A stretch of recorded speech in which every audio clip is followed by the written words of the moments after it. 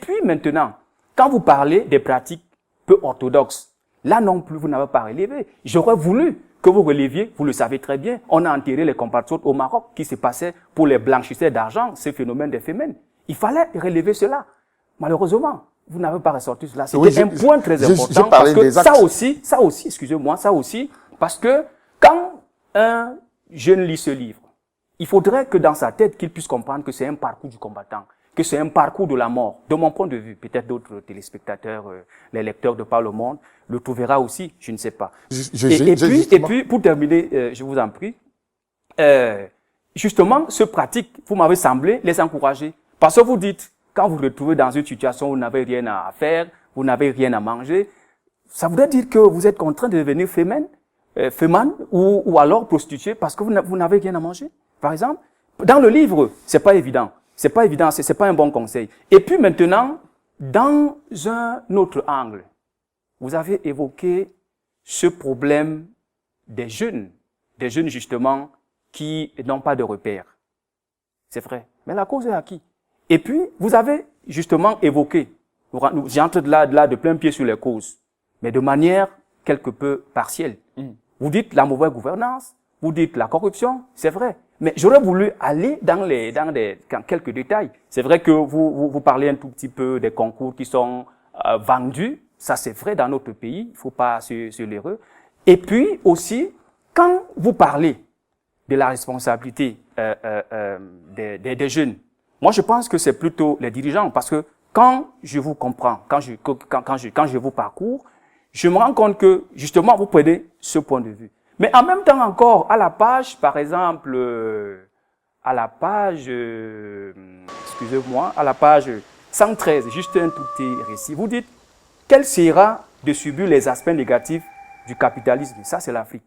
Par contre, on n'a jamais vu un jour un dirigeant africain porter plainte à tous ces pays capitalistes pour le fait qu'ils sont venus arracher nos ressources naturelles. Oui. Non plus qu'ils sont venus les imposer quoi que ce soit. Au contraire, nous nous rendons compte que quand ça les arrange, par exemple la loi fondamentale qui en Afrique est devenue, permettez-moi l'expression, je ne vais pas être très sévère, un chiffon, qu'on modifie tout le jour.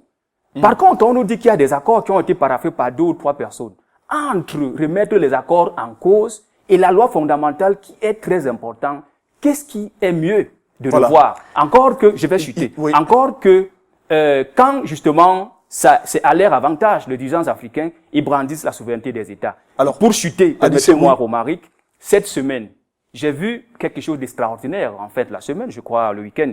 Le sommet de l'Union africaine à Addis Abeba. Exact. Un président africain qui bombarde son peuple, le Burundi. Alors, la communauté internationale trouve qu'il est mieux qu'on envoie une force internationale. Alors là, les présidents africains se réunissent et disent, avec l'accord de celui-là même qui tire sur son peuple.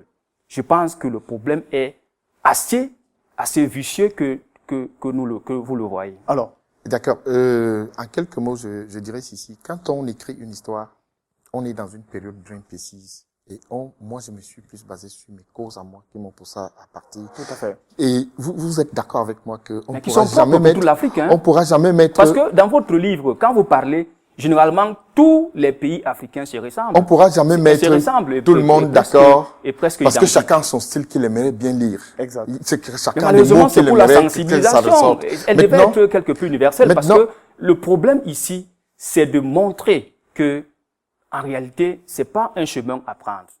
Oui, ça aussi, chacun est libre de tirer une conclusion après avoir lu ce livre. Ça, je le dis toujours. Parce que, vous avez parlé alors je disais tantôt que j'ai écrit une histoire qui concernait une période bien précise. Tout à fait. Je pars du Cameroun le 12 avril 2004. Nous sommes dans les années 2000. Il y avait quel concours? Moi, j'en ai fait 2. 2 à la police, 1 à la gendarmerie et recrutement militaire. Vous dites qu'il y en avait pas, mais vous en avez fait. Oui, voilà, d'autres, ce concours, la police de 90, ne sont jamais sortis. Le recrutement de 92 a été reporté en 94, où on a complété avec ceux qui avaient déjà dépassé les âges et autres. Écoutez, moi, je n'ai pas accusé quelqu'un au départ. Je parle de la crise. Entre parenthèses. Vous n'accusez pas un auteur, c'est un producteur Je parle de la crise. Parce que là, au moins, ça peut dédouaner certains décideurs. Or, le but n'est pas d'être des doigts. Les Bon, concours maintenant, étaient organisés. j'ai parlé de la crise. Les places étaient Sauf fait- achetées, sauf fait ça vous moi- le relevez. sauf fait moi de Alors, mes- on va sauf fait- laisser l'auteur continuer. voilà. Allez-y. Sauf Oui. fait